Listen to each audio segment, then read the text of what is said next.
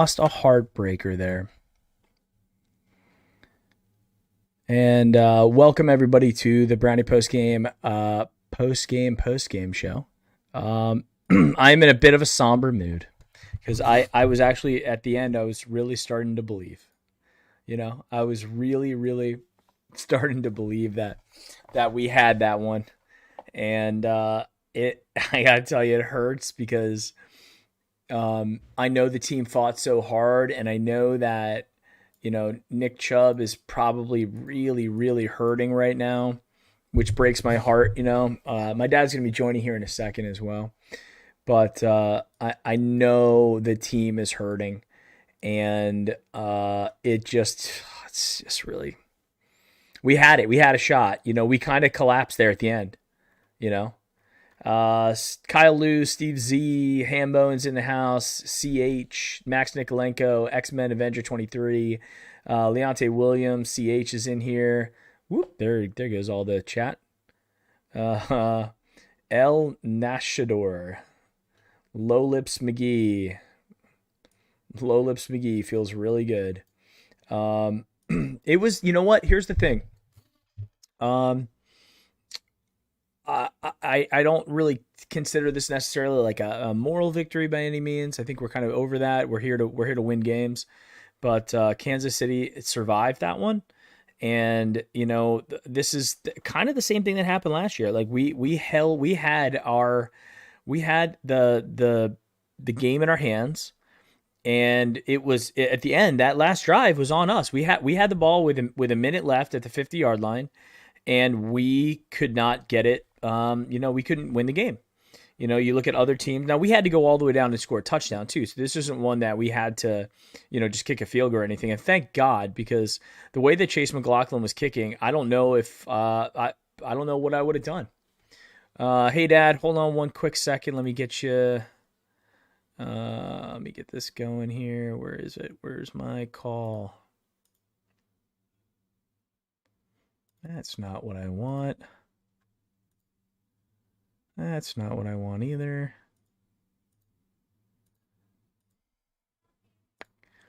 There it is. Bear with me for a second, guys, so I can move myself out of my zoomy zoom and move my dad in. I have no idea why that's all messed up. But yeah. Not fun. Not a fun first game. We had a shot. Dad, I don't know what your thoughts are. I was kind of just giving mine. Yeah. Disappointed, like any Browns fan, to lose another opener. And I'm glad it didn't fall on one guy. This is a loss to be shared by a number of people. Yeah. And Chubb with the fumble, Baker with the interception at the end. The hammer with the fumble on the on the punt. Was it Johnson who let the guy score in like 30 seconds on the big play? Yeah. Him. You got Miles. How many times did I text you during the game, and what did I say at the beginning of the game? Protect the edge. Yeah. How many times did they without abandon, they just rush the quarterback, and then he just slings it underhand, overhand, makes one little dodge, and the whole side, especially not so much on Garrett's side, but certainly on Clowney's side, he got beat a lot going around him, and didn't do any damage to make him afraid. And I didn't see them getting double teamed. Did you? He had one sack at the end. It was a real nice one. Important Garrett, sack. Yep. Yeah, it turned over the ball. It got us. We didn't have great field position, but we got the ball back, and we had a chance to win.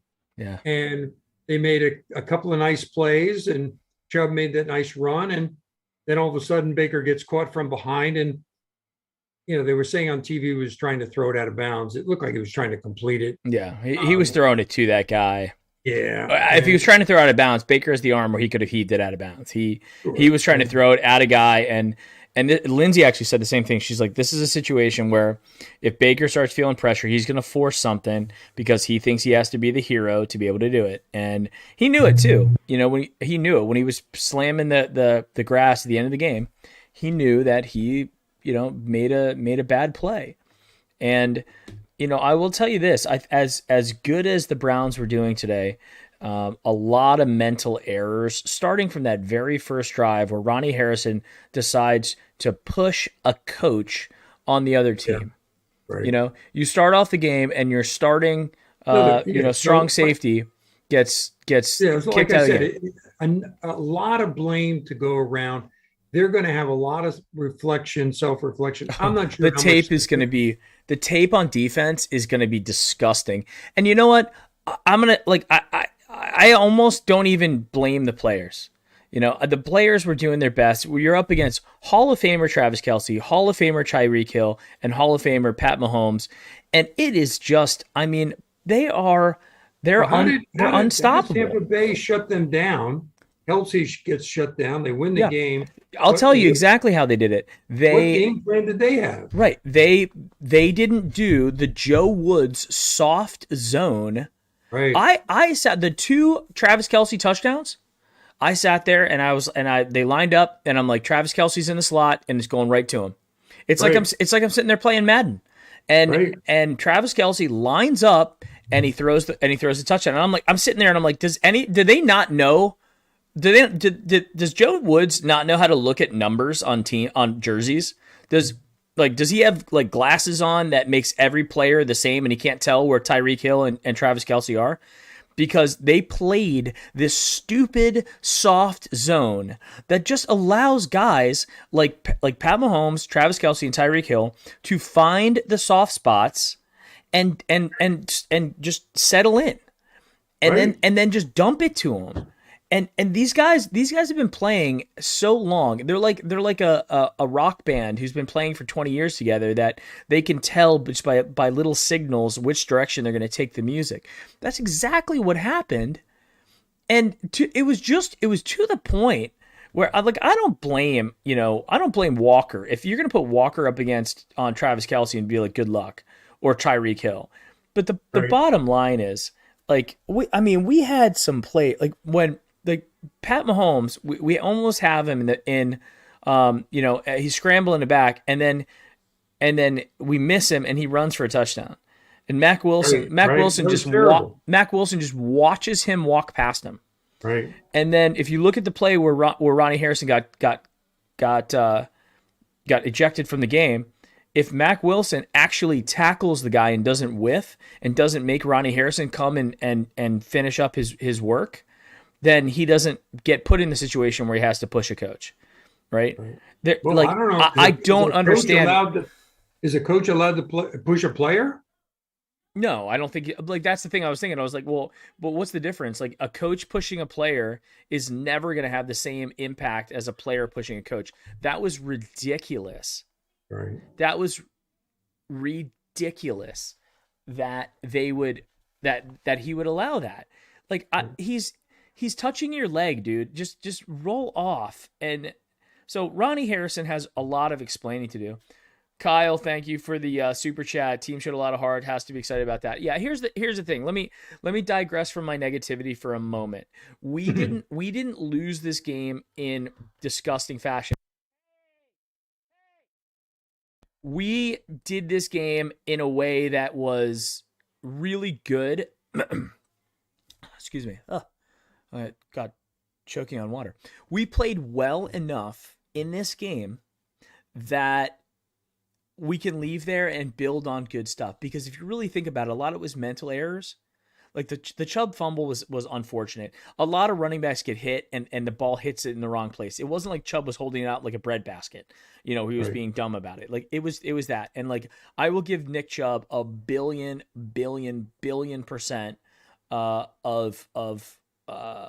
you know, of really good energy to be able to say just put it behind you, Nick. I know he was hurting on the sidelines, but it wasn't on Nick Oh, Chubb. And he I came think back these the next guys. drive and did well.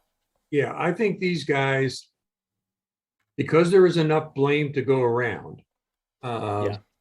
um, that no one person is going to have to take it. The kicker didn't have to, win the game or lose the game. So that's good. That's for another day, maybe next week, who knows? But there's going to be so much, sharing of blame this week in practice that these guys, if they don't come out and kick the Texans' butt next week, I will be shocked.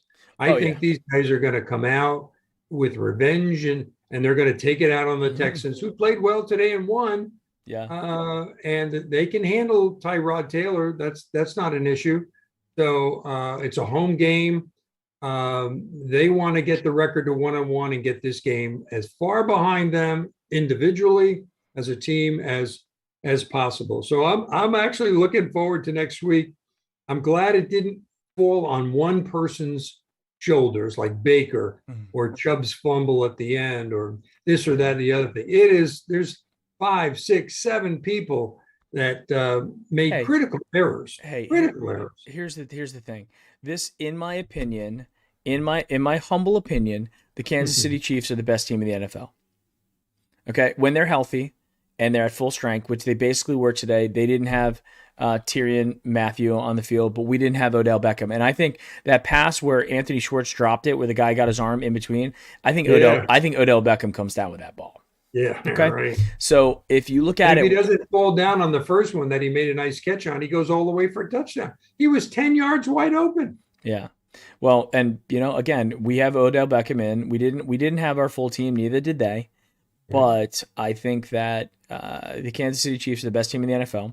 And thank you, NFL schedule makers who put us at home against them week 1, because I'd rather have this game. It's almost like college football. Like if you lose a game, you want to lose the first one. Right. And this is honestly the scariest team in the NFL. And as you could tell, I was telling Lindsay the whole time, I was like, but on offense, they have probably the best offense, but they are beatable because their defense. If we don't fumble, if we don't botch that punt, we handed them points. Right? We handed them the game. We honestly handed them the 10 points to beat us to win the game. We handed it to them. So, and that's where I think that's where it hurts the most, is that I know we have the team that can beat them. And this goes to show too, and if I'm Kevin Stefanski, the one thing that I am driving home, boom, boom, boom, I am driving home left and right is, guys, it is critically important to be smarter on the field, and we have to get home field advantage. We cannot go into the playoffs on the road in a place like Kansas City and expect good things to happen, because if this game is in Cleveland, I think it probably goes the other way. And the worst thing of all was to lose our starting left tackle. And then we lose Jedrick Wills. Right. I mean, who's tweeting in the middle of the game. And if we don't lose him, I'm not upset about the game all that much. But losing him, Hubbard, did you see one play where Hubbard just whiffed on the guy and Baker got crushed? Yeah. I mean, he just whiffed on him. It didn't even push him. He just got pushed out of the way, and the guy it was. So Hubbard is okay, but he's not great. He's not a left tackle. So that will help us. He's a left tackle, but he's not one that's going to do much for us. So that was let's just hope it's a bad sprain, and that a couple of weeks out and he can rehab it. And hopefully they put him torn ACL or anything. No. Rustano texted me and he said he went back and watched the play, and it looked like he kind of just stepped on Njoku and it rolled his ankle, which it could be bad. You could break a leg that way, especially with as much weight as that guy has on there. Right. But I think it was more like a sprained ankle, maybe high ankle sprain, something like that. That could be it, which would be a big problem. High ankle sprain, they call it. It's such like it doesn't sound bad, but it's basically like a broken leg, is what a high ankle sprain is. A long rehab from a high ankle sprain. Yeah, it could knock you out the whole season, actually. Right. But it was good news that he walked off the field on his own, and then when they took him on the cart, and it was like, okay, great. Yeah, it was probably swelling up, and they needed to get him back there and put ice on it to get it down and take an X-ray to see how bad it is. And then it'll be interesting if they, press conference. I don't think they'll probably say much, but by tomorrow, they should know what his condition is. And obviously, he's not playing next week, so we got to shore up that.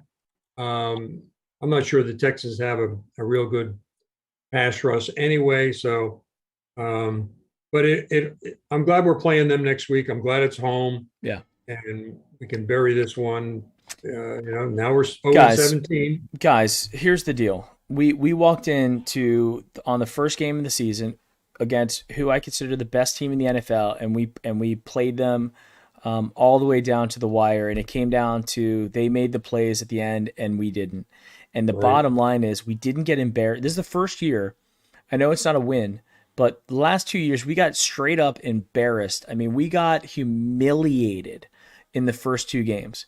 The Freddie Right. Kitchens game in Tennessee was Yeah. literally humiliating, and then the Baltimore game, very similar, humiliating losses in the first game, and then we came back last year and beat the heck. Well, we beat the Bengals, who by the way looked pretty good today and ended up coming out with a win.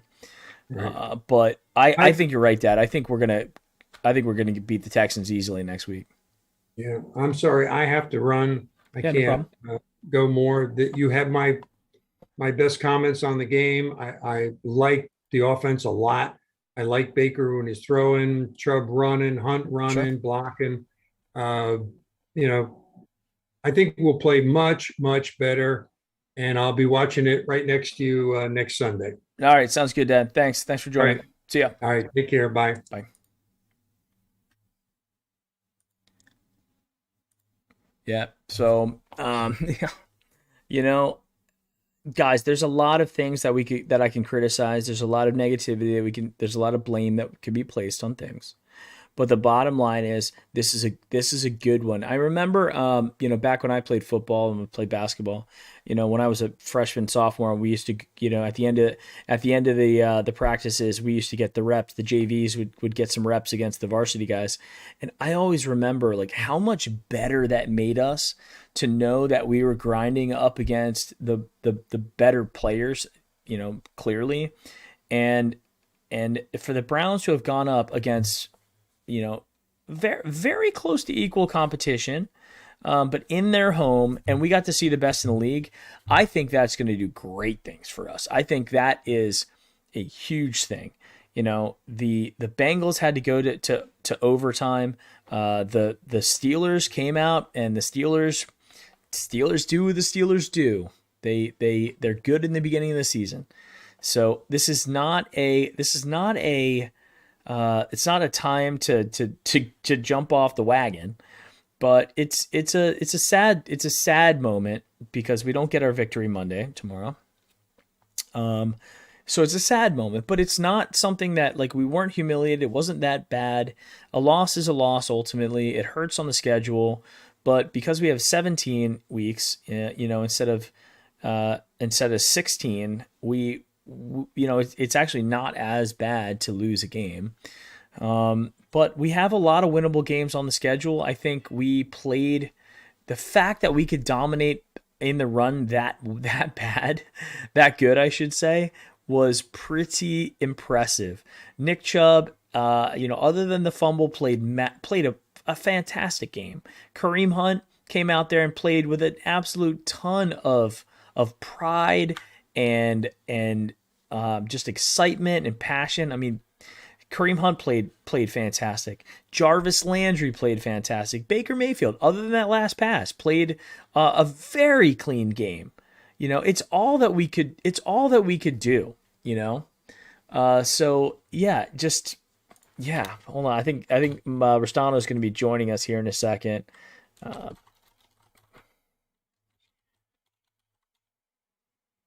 yeah, Rostano is gonna hop in. I'm gonna go ahead and admit him to the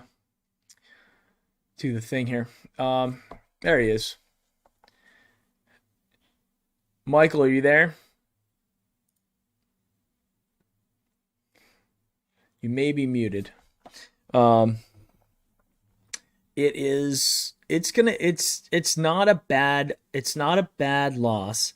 It's gonna be really fun to get to look at the PFFs to see how everybody did with the PFF scores. I will tell you that will be an interesting thing. And yeah, McNeil, McNeil had the tweet of the day when he said, "Have you asked your doctor if your heart is healthy enough for Browns football?" Which is just, I mean, it's hilarious that he said that. Mike, can you hear me? Testing, testing, Mike. I think you're. I'm not sure if you can hear me. So it is what it is. We lost the game. It's okay. It's not the end of the world. We didn't lose the Super Bowl. We lost to a very good team. It hurts. I think Baker Mayfield wants to beat Pat Mahomes. I think he wants to, change that streak and really get us a opening week victory, you know. And guys, one of these years, the NFL schedule makers are going to give us the Bengals at home. One of these years we're going to get a team that like a cupcake win. Even though I guess the Bengals didn't play too bad today, but some game that we actually have a shot instead of playoff team, playoff team, playoff team, Super Bowl contending or Super Bowl winning teams that we happen to draw first game for whatever reason. Pretty ridiculous. Um, yeah, it's just it it's it is what it is. Um, Mike, I don't know. I don't know if you can hear me or not, my guy. I have you on camera, but I don't know if you can hear me. Um, yeah.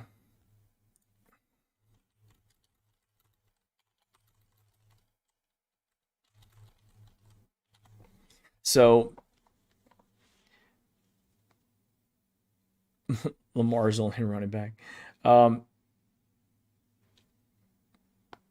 and the funny thing is the Raven. We got to hope the Ravens lose, or we're gonna be tied for tied for last place. Um,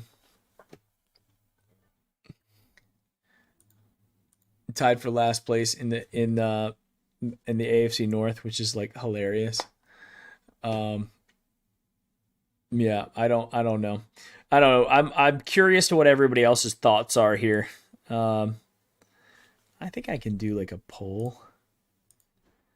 Like let me ask a poll question.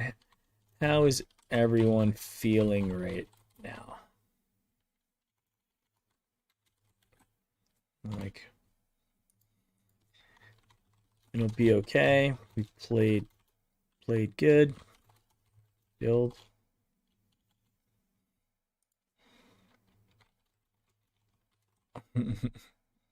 Or asking the community, do you think the sky is falling, or do we just play okay and everything's gonna be fine? You know. Um,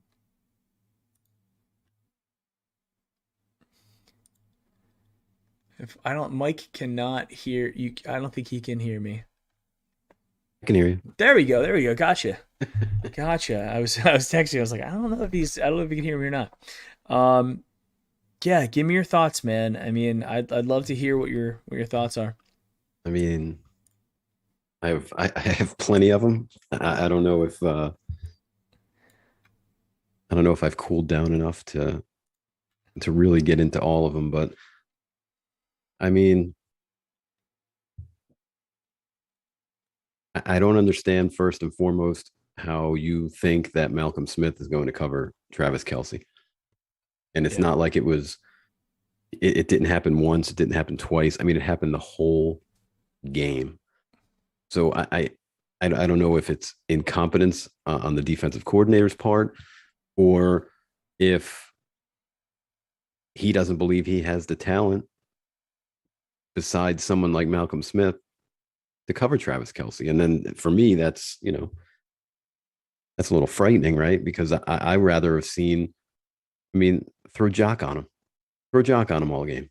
I mean, because he wasn't going to get beat any worse than Malcolm Smith was going to was getting beat, and he gets some reps. Yeah. Or throw Greedy on him. Do something. But what we saw was it just wasn't the answer for me. That really drove me crazy. And at the same time, you look at the end of the game, and I don't know, before I get into my end of the game thoughts, what was the chat talking about? What were your thoughts on the end of the game? So I can get a lay of the land before I go in.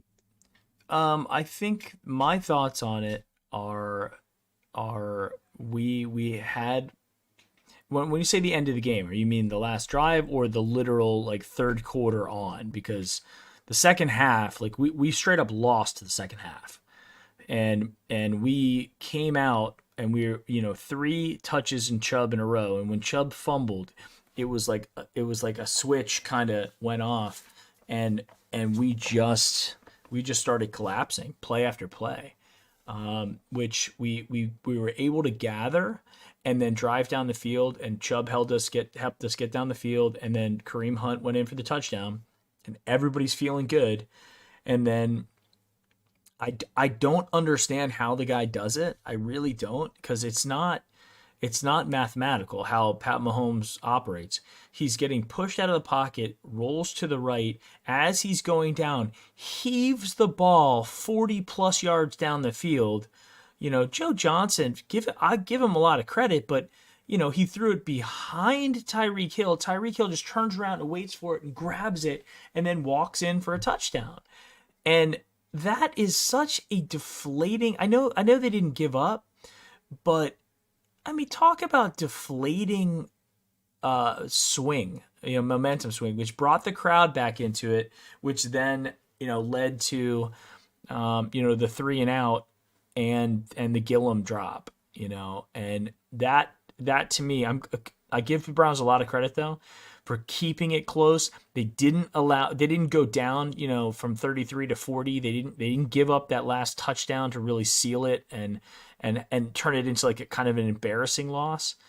But that final drive, it was very similar to the end of the playoff game, where we controlled our own destiny, and if we wanted to win the game, we had the opportunity and just could not do it. So yeah, in terms of how it went, how it ended, it was unfortunate. My dad even said, he's like, I think Romo was trying to give Baker a solid by saying he was trying to throw it out of bounds. It really looked like he was trying to throw it to the wide receiver, or to Harrison Bryant. And he knew it too. He knew it. Absolutely. Yeah. And it's funny because, and that's why I just wanted to, to see what you guys were talking about prior. But yeah, I mean, I saw the takes, up and down Twitter in the past 5-10 minutes. I haven't looked at Twitter yet. Is it bad? He was trying to throw it away and whatever. Look, I get it. Looked to me like he was throwing it away. He stepped up. He was trying to avoid the rush. He got wrapped up. Mm-hmm.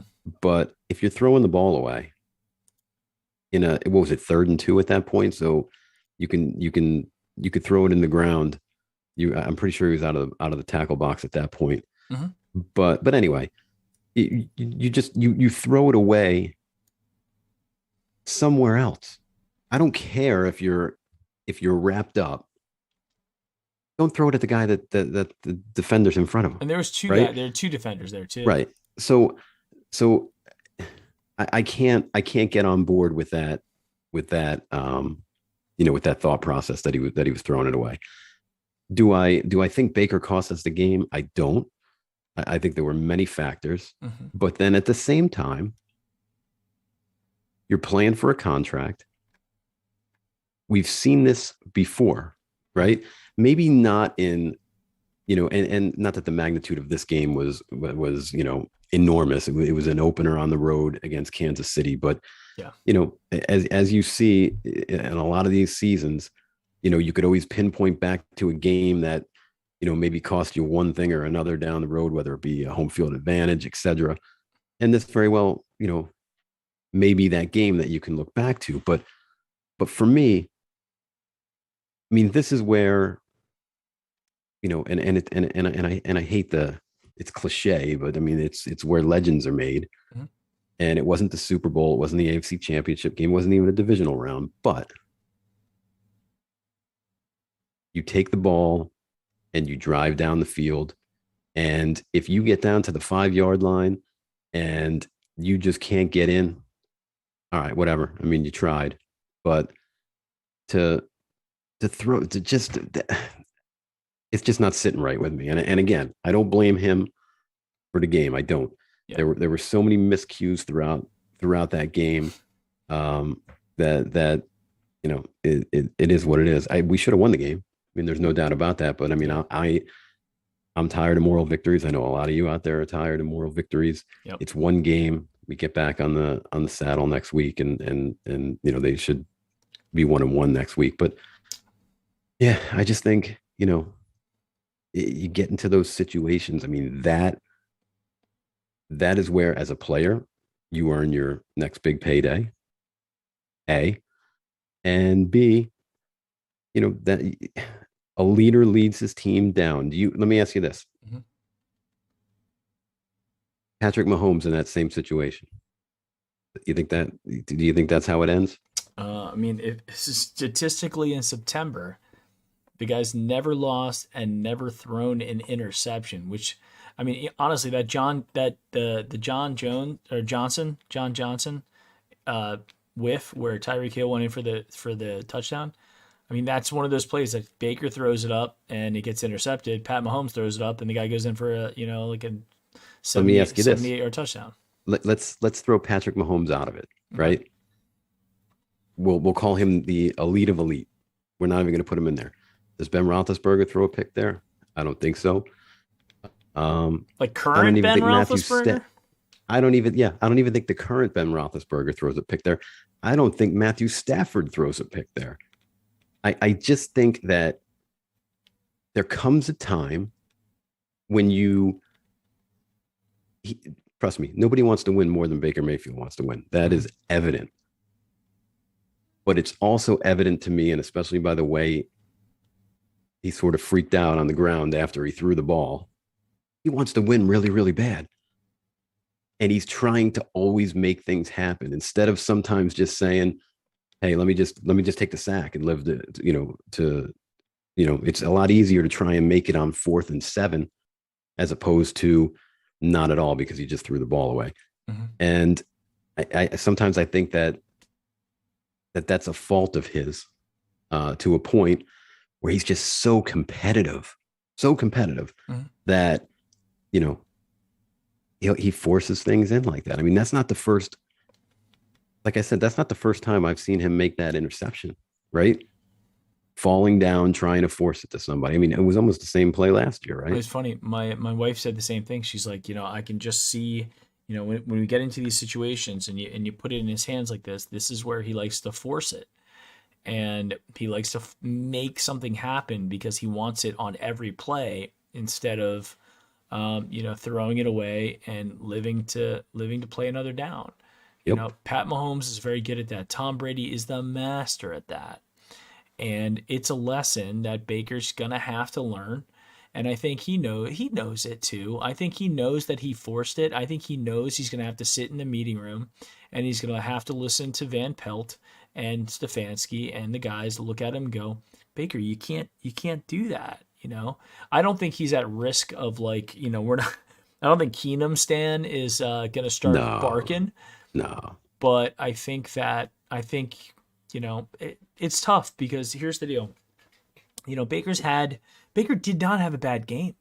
No, he played great. And someone in the chat just said, Baker plays elite game, and this is what we're talking about. He absolutely did play a great game. He did, yeah.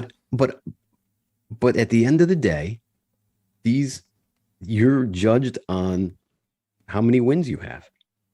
And I mean, I've been watching football since, I don't know, when I was a kid. I mean, I can remember games back to 1980. And in the history of watching NFL football, you've seen those guys that get the ball in their hands in the fourth quarter whether it's game 1, game 12, or an AFC championship game, right? Mm-hmm. And you watch those guys growing up, and you knew when a Theismann got the ball in his hands, or a Montana, etc. You knew that they were probably going to drive down the field and they were going to score a touchdown. You didn't worry about them forcing plays because they took care of the ball. Mm-hmm. And I just feel like in a situation like that, you've got to really take care of the ball. It's in your hands. That's why quarterback is the hardest job on the field, right? Yeah. It starts and ends with you. Yeah, you're the one And touching the ball every play. right. And again, I totally agree. I thought he played a great game. Great game. But again, and I agree. The punter drops the ball. I mean that's like a folly that was on the VCR quarterback game that I used to play back in 1986, right? Yeah. I mean that was on the folly portion of that game. Yeah. So, and Chubb fumbling, it's it's not something he does all the time. Yeah. But it's part of the game. I personally probably would have spelled him there after those 2 big runs. He's probably, a little bit tired, but it is what it is. It's part of the game. But with that being said, take all of that into consideration. You got 1:49. Mm-hmm. You go down and you score a touchdown and you win the game. Yeah. And I mean, like Tom Brady could do that. Tom Brady, like I knew on the Thursday game, I told my wife, Dallas kicked the field goal, and there was like 1:49, and I was like, oh, Tom Brady's just going to go down and get him in field position and score. Like Tom Brady's going to do that. There was no doubt in my mind Tom Brady was going to do that.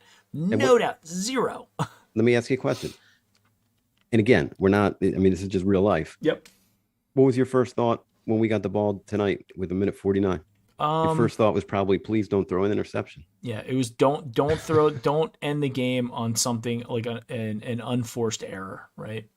And you're yelling at the TV, this is the time, let's do it. Go earn the money. Yeah. Bring us back home with the W. Didn't do it. Yeah. Yeah. And I mean, it's like, it's kind of like it's the worst thing, because you can have like, Tom Brady threw 2 interceptions in his game too. Right. But it's when you throw them, right? It's when it's situational that's really bad. I mean, so just to move on off the Baker thing, I will tell you this. I think, by the way, both Mike and I are giant Baker fans, and if once he goes and wins us the next 5 games in a row, it's going to be fine, right? Like we're not, but by no means saying we need to throw him out. Or anything like that. He had some beautiful passes today. He did. Absolutely beautiful, stunning passes. And you know what? It may just be another growth opportunity for him. I still don't think we've seen peak Mayfield. And that's okay. Like, I think he is a very serviceable quarterback. And I think he's got some learning yet left to do. And today was another very tough lesson. But it was a tough lesson for Nick Chubb. It was a tough lesson, for Ronnie Harrison, for Donovan Peoples-Jones, almost picking up a punt on the 2-yard line. There was a lot of unfortunate things that happened today. But we still had a lot of great things that happened too. But Mike, let me ask you this: Yeah, is the rugby player experiment, like, should it come to an end at this point? I mean, the PFF score on him tomorrow is going to be brutal. It's funny because again, I go back to what I alluded to a little earlier in terms of how long I've been watching this game. Mm-hmm. And of course I played it as well, but just watching this game, I mean, I have Sunday ticket and I watch as many games as I possibly can. Mm-hmm. I can't tell you the last time I saw that happen. It's like this kind of stuff, like it just, for some strange reason, we're like Velcro. It keeps Well, coming back and sticking to us. it kind of happened. Well, it didn't happen exactly, but he also had, one of the momentum shifting plays last year. Is that the field goal? It was the punt that the fake punt Oh yeah. that he rolled it out to the outside and then fumbled. Yeah. Holt carrying the ball, like the ball was like straight up and down in his arm. Yeah. And to me, honestly, like maybe we shouldn't have a rugby player punting for us. Maybe we should, we were talking about this in the pregame. How scary it is going into like every kicking situation with a kicker that's unproven. Not to say that a proven kicker is going to be 100%, but watching those every one of those extra points, I held my breath. And they were the one grazed, but it went in. You know what?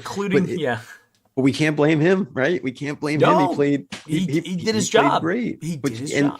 And not to go back, but I got the chat in front of me, and I love to interact with everybody. But like shoot the thrill, I just keep waiting for Baker to take the next step, and every time he gets to the door, he takes a step back. And I mean, I can feel that a little bit because you say, this is the time. This is when it's going to happen. Here we go. Yeah. And then it doesn't happen. So all we can do is hope, right, that it's going to click and we're going to be thinking, oh man, Baker's got the ball with 1:49 left. We're taking it home. Yeah. But this is, like we said, this is, we've seen this story a little bit here in the past couple of years. And, I just hope that when it gets to a point where it matters, that we're not having this conversation. Yeah. Right. That's all. My neighbor just texted me and said, what the hell happened? You guys were winning. And I know, I don't know what to tell you. Hey, I mean, you look at it and, today we had a bad moment, but there are moments that Baker does, some pretty amazing things. So think about last year, like the Cincinnati Bengals game, that final drive.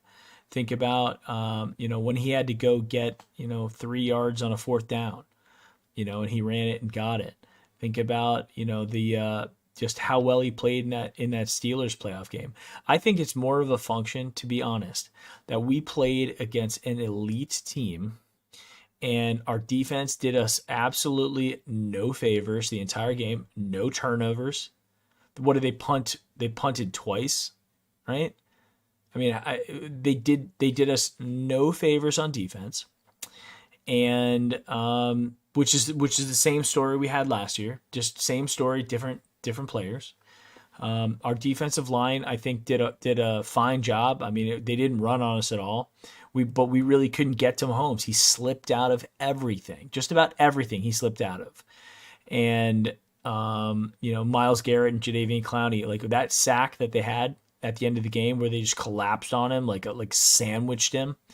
That was a flash of, I believe, how scary they're going to be this season for every single team, with the exception of most likely Baltimore and also Arizona.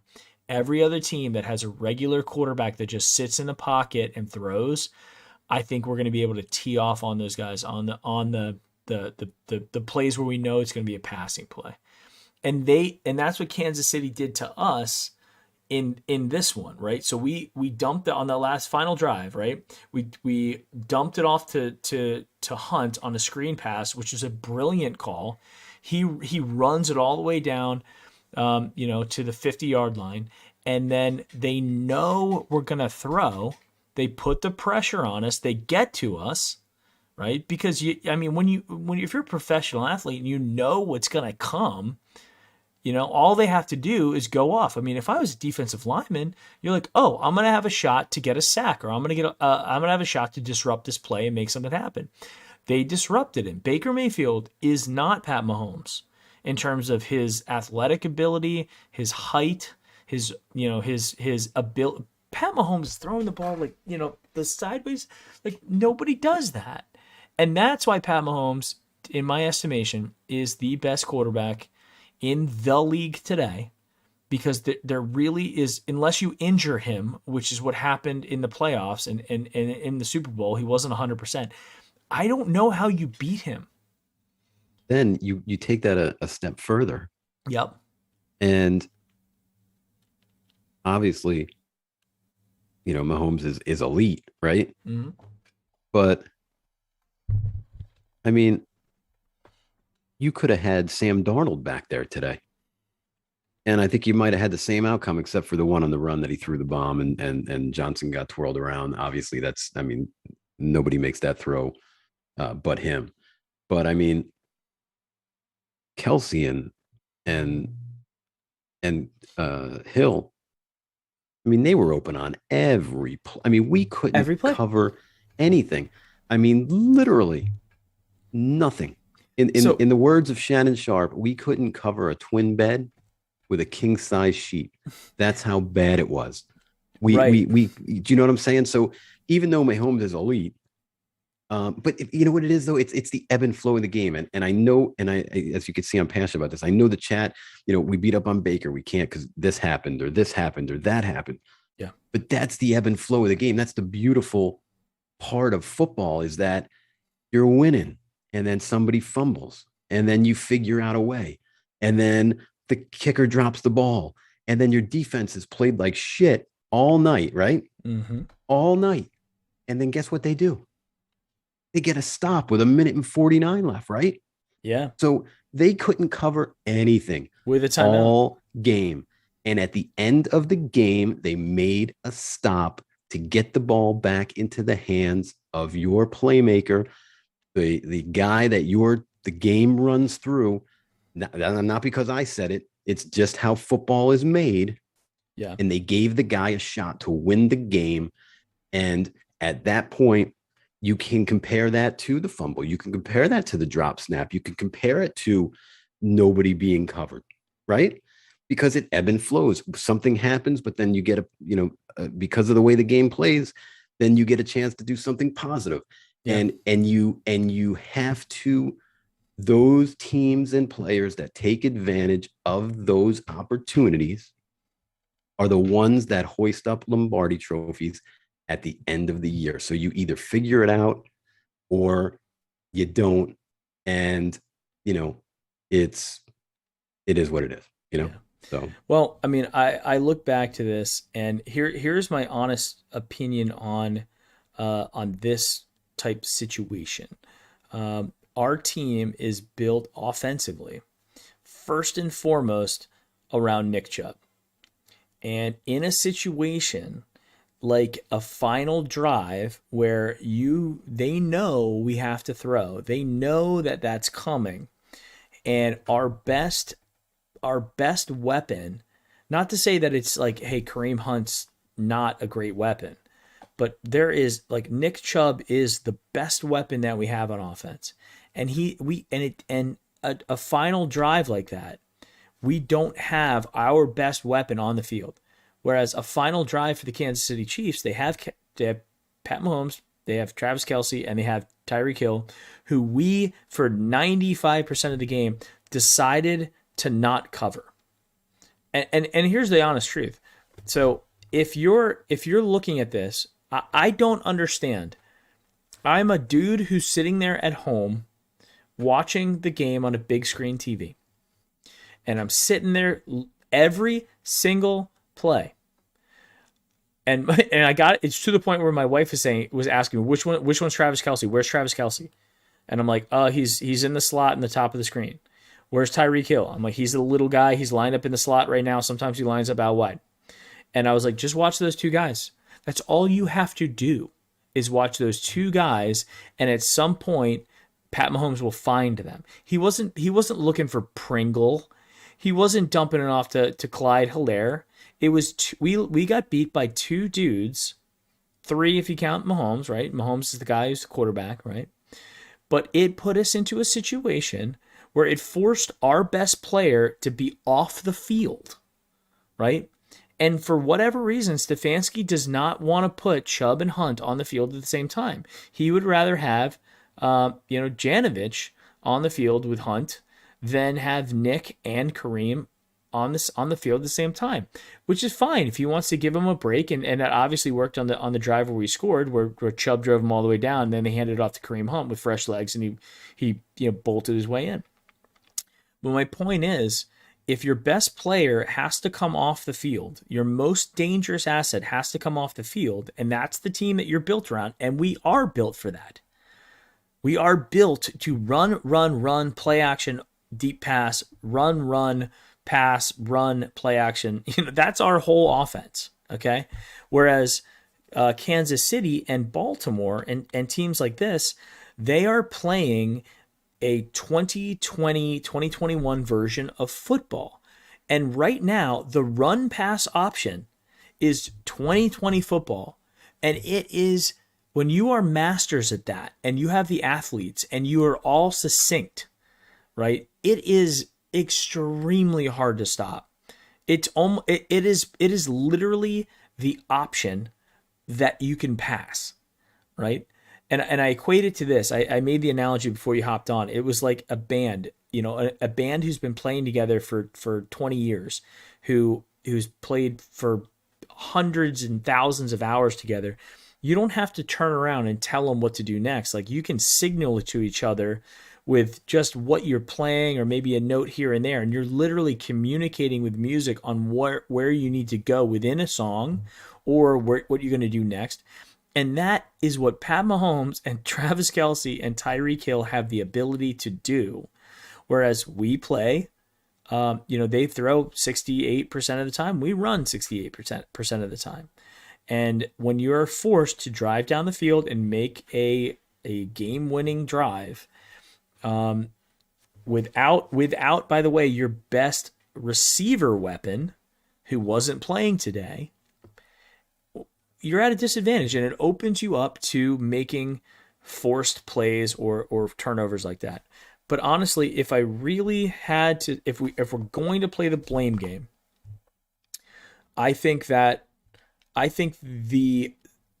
play, like the game, the defensive game plan today lost us this game.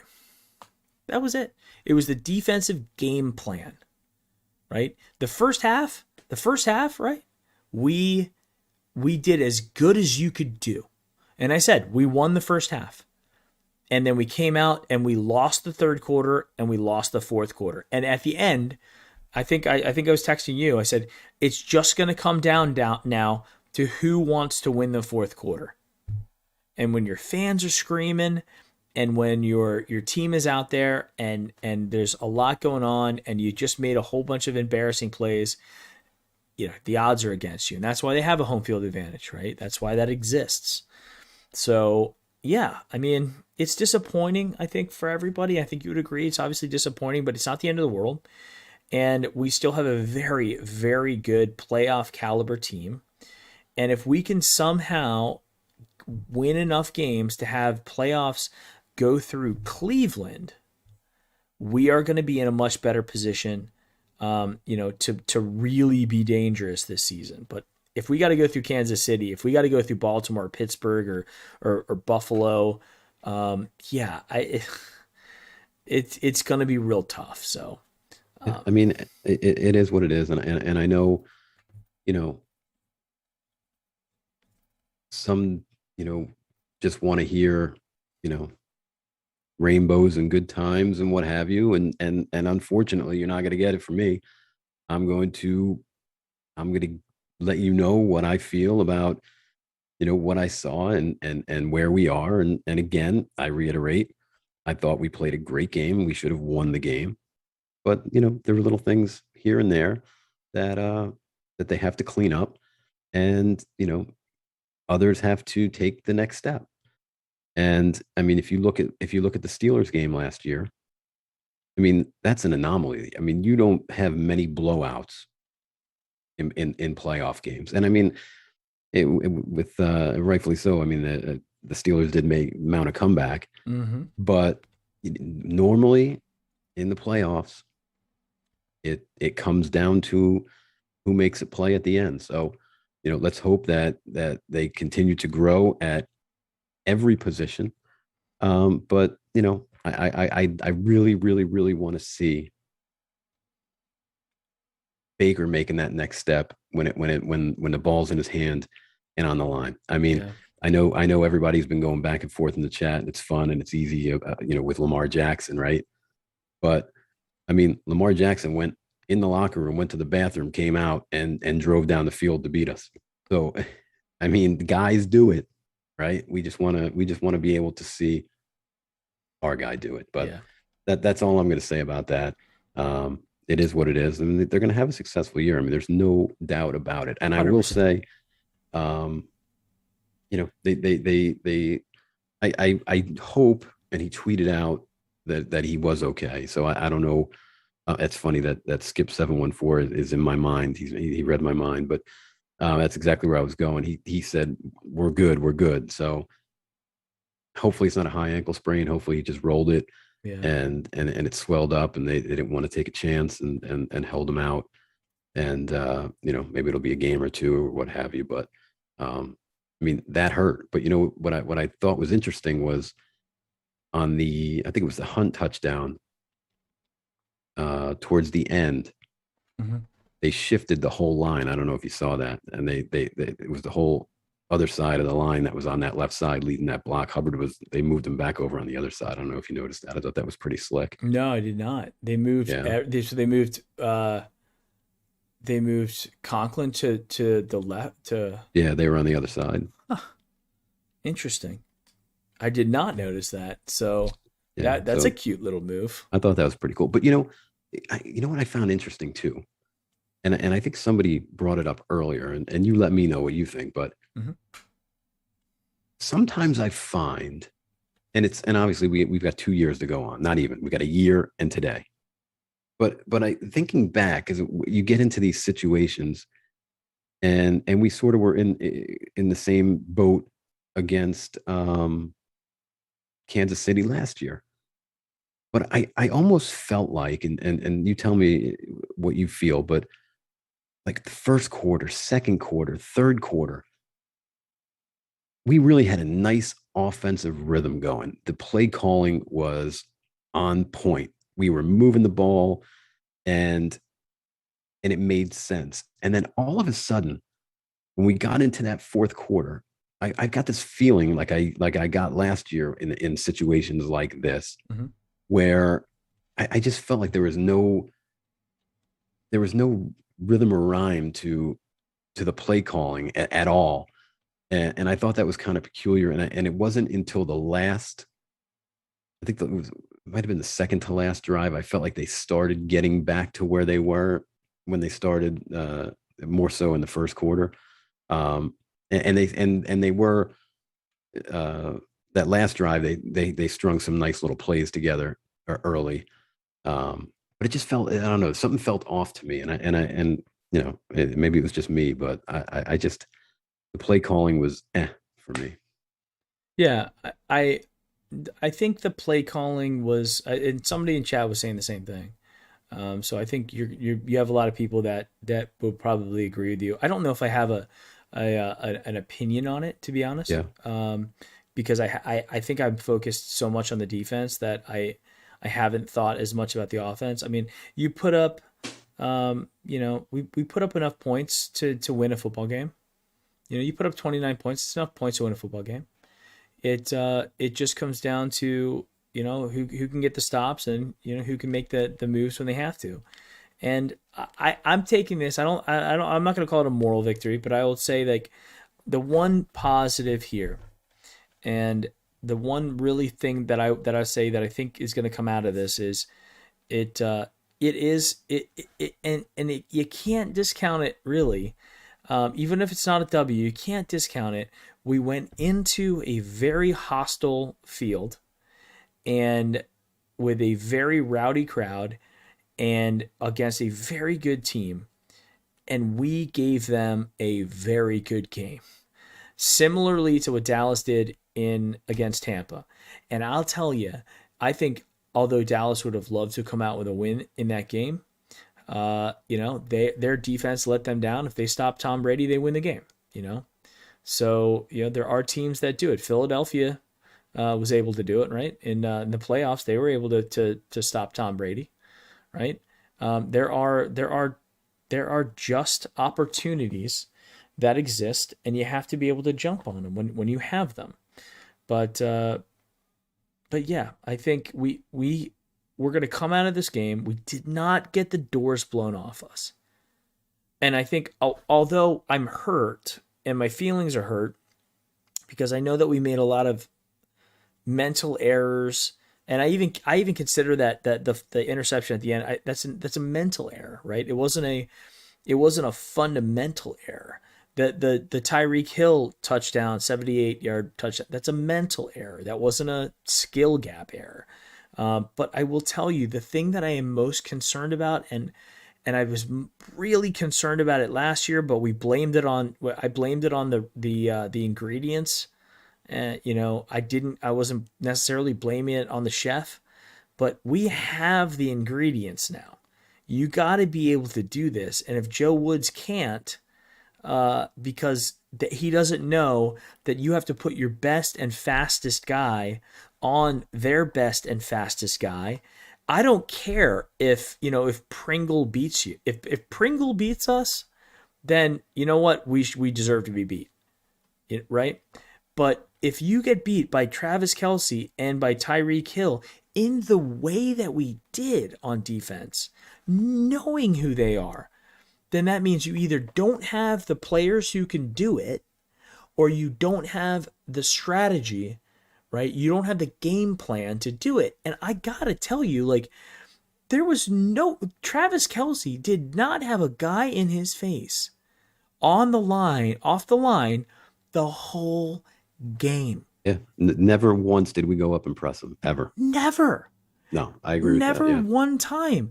And when they needed 8 yards and you're playing 5 yards out and he just runs up and turns around and catches the ball and he walks in for a touchdown, you sit there and you go, well, yeah, he's Travis Kelce. He's a Hall of Fame caliber tight end. He's up there top 10 ever to play the game. I mean, and you don't have somebody marking him? No, and that's a great point, because once you're cut, and we were cut early by Travis Kelce. Mm-hmm. I mean, we were just bleeding and it was spilling everywhere. So at that point, you have to try anything. So you know what? Throw Jock in there, put him right up on the line, and just try and disrupt the route. Try and disrupt the timing a little bit. Something. Bump him. Yeah, something. But to your point, I mean, and I'll go back and I'll in the words of the famous Hugh Jackson, I'll go back and look at the tape. But I am pretty sure that we will not find one play where whoever it was, linebacker or D-back, which I didn't see many D-backs covering Kelce, but they were at least 5 yards off at all times, 5 to 8. They never got physical with him ever coming off the line of scrimmage. And again, if you're like you said it, we got cut early by Kelce. Okay, we got cut early by him, and you go into halftime, and how are you not making adjustments? If you don't know who the Kansas City Chiefs are at this point as a defensive coordinator, I will never forget this. When I played high school football, we played against a team and they had one of the best running backs in the state, and our defensive coordinator, who by the way was a diehard Browns fan, his whole thing. When we went into the halftime, we were literally just saying that he's like, when his name was JJ, and he was like, when JJ does this, you do that. When JJ does this, you go with JJ. JJ's gonna. So that was the whole thing. It was about stopping one guy.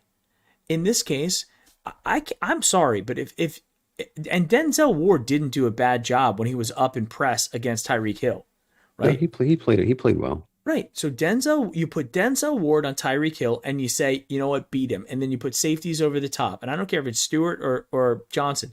Safeties over the top, play cover two, and have your best on their best.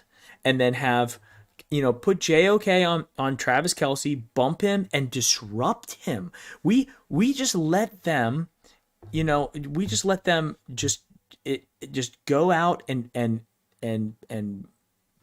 just at will, just Yeah, I at mean, will. you can't you just you can't throw Malcolm Smith on Travis Kelce and No. expect a positive outcome. You just can't do it. Maybe Malcolm And Smith like 6 years ago, right, exactly. but not like 33-year-old Malcolm Smith. Right, but not the guy that barely made the team. I mean, he made the team more so for a veteran presence than anything else. I mean, if we're being honest here. And you say And go out there and stop the one of the best that's ever played. right, and then they throw this poor guy out there and tell him to cover Travis Kelce. I mean, are you kidding? Like I said, throw a DB on there. Throw Greedy on there on Kelce. I don't think I even saw Greedy out there. I wasn't really looking for him though. Yeah, he actually was covering. I can't remember who it was in the corner of the end zone where Mahomes came up early, short rather, by the pylon. That was the Greedy was actually covering that guy. I can't remember if it was Hardman or. I don't think our something. DBs played a bad game. I think our safeties played bad. You know what I found interesting, and I can't wait to watch the video. They really didn't throw the Newsome that much. No, and I think he obviously didn't do anything notable, but he also didn't do anything not notable. No, Right, I don't remember seeing. I don't remember seeing a play where he was on the coverage of where. Yeah. So let me ask you this: the gainer happened. All right, so and you're probably the biggest JOK fan out of any of the fans, the other Browns fans that I know. Do you consider today's game where you had JOK who got a look at the best tight end in the league? You got Kittle, you got Gronk, you got Mark Andrews, right? And we're gonna have to face Mark Andrews, right, twice. Is this a really valuable lesson for JOK to go, okay, you just saw, you never had to play against a tight end like that guy when you were at Notre Dame. Is this something like not moral victory, but a lesson that he could learn and go, that's the speed, that's the intensity, that's the positioning, and is that something that because Malcolm Smith's not going to be here forever, but JOK is going to be with us for minimum half a decade, right? So was it worth taking an L today to get him that experience, him and Newsome, that experience for later on? Well, here's the interesting thing for me, and I need, again, I got to watch it, but I saw, if you go back to the beginning of the game, right? Mm-hmm. Yep. And I can't remember who exactly, if it was Smith that was on him early. I want to say that Wilson was on him at one point, but anyway, regardless, somebody was on him, and he had like three gainers in a row, and then they threw Jock in there, and they were going right to left on your TV screen. Mm-hmm. Kelce was in the slot at the bottom of your screen, and Kelce came out, and Jock was on him, and then Kelce made a move and went inside, and Jock hesitated and stopped and looked over and then ran back to chase it. And actually, it was I think it was a 17-yard gain for Kelce at that point. And then I didn't see Jock in covering him again. Again, I got to watch it, but I was looking for him. I didn't see him. He was in there sporadically after that. So I go back to that play, and my first thoughts at the time was, did he think that, that wasn't his area, which would make sense because, I mean, I feel like all Joe Woods does is play soft zone. So I don't know if it was a mental error.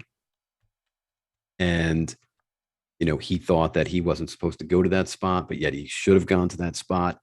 I don't know. But whatever it was, that was sort of like the end of that experiment, if you will, during the game that I saw. So again, I just think, and I know he missed some time early with COVID, and then he had the freak accident in the weight room. But if you listen to everything they said, he's a student of the game. He knows where he's supposed to be, etc. So throw him in there. I mean, he couldn't have done a worse job than what we saw. So let him learn. That's what I was saying. I was like, we are not doing anything. We're playing our soft zone.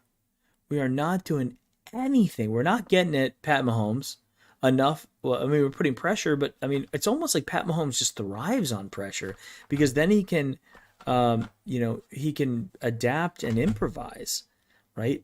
A guy like that who has, and then then you get pressure on him. You throw your linebackers at him. You get in, and then the middle of the field is wide open. I mean, that to me is just, a guy like Pat Mahomes is going to find that.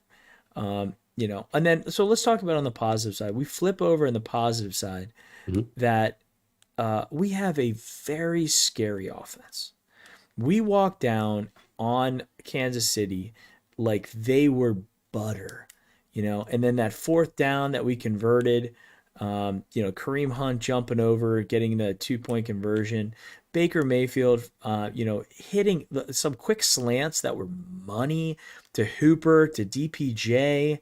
I mean, he just, we have a scary offense, but if we have to score 30 plus points to win games, then guess what? It's going to come down to a coin flip sometimes. It's going to come down to who got the 1 or 2 turnovers. Who gets the ball last with 2 minutes? Who gets the ball last, right? I mean, it's all part of the process. Hey man, you're right. You look at it, and I'm not saying that we didn't have a chance, because if everybody really thinks back, if you go back to the game last year in Kansas City where we left, we also had a chance. We controlled our own destiny there and couldn't get it done, and then we gave it back to Chad Henne. In this particular case, we controlled our destiny and we're 5 points away, right? So, and that's enough. You get in the end zone, you got it. And so, hey, here's the deal. I don't think the sky's falling, okay? I don't think the sky's falling.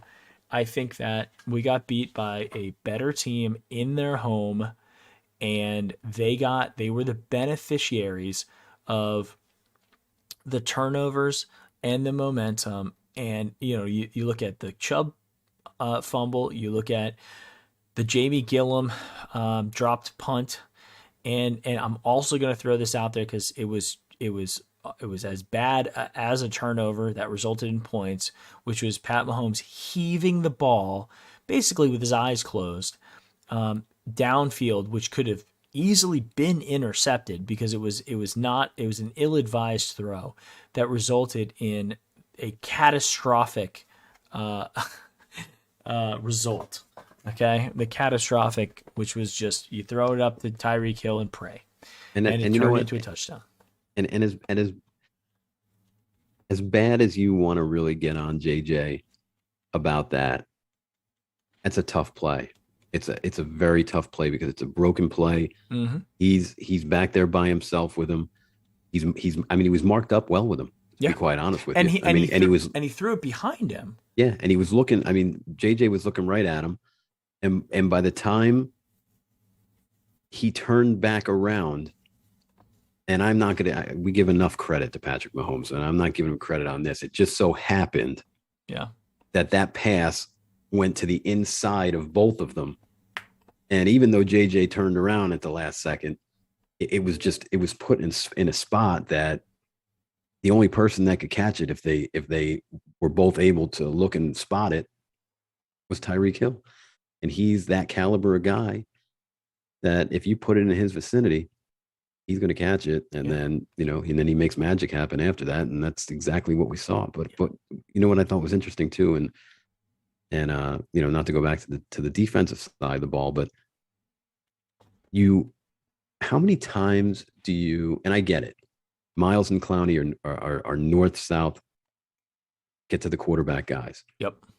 But I mean, you could write a book on how many times Mahomes stops, steps up, and takes off right past the outside rusher that broke contain on the outside, right? Slips right through. Yep. So it's like he knew that was going to happen. It's like he prepared for it, Absolutely. So at one point do you switch that up a little bit and throw that up where you get those guys on the outside to rush, but then step back and play contain if you can't get there. But then isn't it funny how things come back full circle, because they were always a day late and a dollar short besides Joe Jackson, but then all of a sudden, that last play when the defense needed a stop, and Clowney and Miles finally met at the middle, and gave him a chance. But real quick, because I know Steve said don't make excuses for JJ. He looked bad on the play. Let me tell you, and I'm not saying that I was an all world anything, but I mean I played football in grade school and high school and a year of college football. And when you're out there on an island like that with just you and somebody else, and you get turned around, it's tough. Yeah, it's tough. It's not like he deliberately tried to suck out there. He couldn't have done anything else. He was on an island with arguably a top 2 receiver in the NFL. Yeah, the fastest guy in the NFL. Yeah, yeah. So it's easy to get turned around like that. And I mean, it wasn't horrible. It's just a guy made a great throw. Nobody else makes that throw, right? I mean, I don't even know how he stayed in bounds, threw across his body, and put it in a spot where only Tyreek Hill could have got it. Yeah. So it is what it is. I mean, it happens. It's football. Hey, I think we're going to have hopefully a much different emotion next week. I mean, they better. The Texans. Taking my money next week. They better, Mike. There you go. Yeah, you'll be there, right? I'll be there, spending money and my my health. Your health, right? Trying to be safe. So you're literally. They better not disappoint me. Your life is on the line. And you know what? Damn it! If I want to get mad that Baker Mayfield doesn't take them down on a drive on the 2-minute drill with all the money I spend, I'm allowed to get mad. Absolutely. I think all fans are. Like, we're passionate in it, and I think, I know that he's disappointed in that as well. And, I honestly hope that he's going to be able to look at that and then take that and actually get better from it. Like, we have to hope that there's going to be another 2-minute drive where he's going to remember how he feels right now and not make that move. I know when I make mistakes, if I make a mistake at work and it's bad, I never forget that. I never forget that feeling. And imagine doing it in front of, tens of thousands of people in a live stadium where they're literally cheering for you to screw up. And then, hundreds of thousands or millions of people on television. So I know it's just going to be eaten at him. And hopefully he just remembers that from it and gets better, because he has talent. He absolutely does. And if we can take that talent, harness it, and really stick to the game plan, which is, get the ball to Hunt and to Chubb and let them do it. I mean, you look at those games last year. Remember when it came down, we had to close. Whose hand did we put it in to close the game? We put it in Nick Chubb's. And guess who was not out there on the 50-yard line when that was in? Nick Chubb was not there. And I just think that's a mistake. Not to say anything about that's wrong with Kareem Hunt. Kareem Hunt had a great play right before that. But the fact that Nick Chubb isn't in there is somewhat concerning to me, because he's the most dangerous guy that we have on our team. It's like they didn't take Tyreek Hill and Travis Kelce out when the moment mattered, and our guy happened to be off the field. Anyway, Hey guys, so we've been at it for like an hour and a half. I want to say thank you to everybody for being here for us. Thanks, Mike, obviously, for hopping in and filling in for my dad. We will be back on Wednesday for the Wednesday show. And Where I may or may not still be bitter. I think hopefully we'll get over this. We'll be able to put it behind us like we did in Baltimore last year and just move on to the Texans. I hope the Browns do, and just get excited about going after our first win, coming back home to Cleveland, and we probably won't have to see the Chiefs again for till possibly the playoffs. And if we do, hopefully we see them in Cleveland, not in Kansas City, because I'm sick of watching the Browns play in Kansas City. I would, if they never play there again, I'd be perfectly happy. So I will say thank you again to everybody who's here. Thank you to Thrive Fantasy. Thank you to Sabo Apparel and Homage and Schlegel Law and dogwoofs.com. Everybody who happens to be in chat, if you could help us out, please help us out and just hit the like button. That's it. Not asking you to subscribe, not asking you to do the super chats or anything like that. But yeah, if you could hit the like button, it actually helps us out tremendously. Or if you have the goodness of your heart, just hit the subscribe button. It doesn't cost you anything either. And you can join us for pre and post games and the Wednesday show all season long. And you also get the hype videos when I get so inspired. So, Mike, any last final words before we take off? Well, as I just sat here and still in my melancholy state, I thought, can't use that mug tomorrow. Yeah, we're talking about that on the pregame. It's like, hopefully tomorrow will be a victory Monday and we can drink out of it. But there will be plenty, I am sure, 10 plus easily. We're gonna have a lot of good Mondays and all that. So thank you everybody, including the Ravens guy, Fly Guy. Thank you, buddy. Appreciate it. Can't wait till we play you guys. Just so you know, Fly Guy, I cannot wait. So anyway, thank you guys very much, and we'll see you on. Well, there we go, Danny. Thanks for subscribing. We will see you on Wednesday. Sounds good. All right, bye guys. See you guys.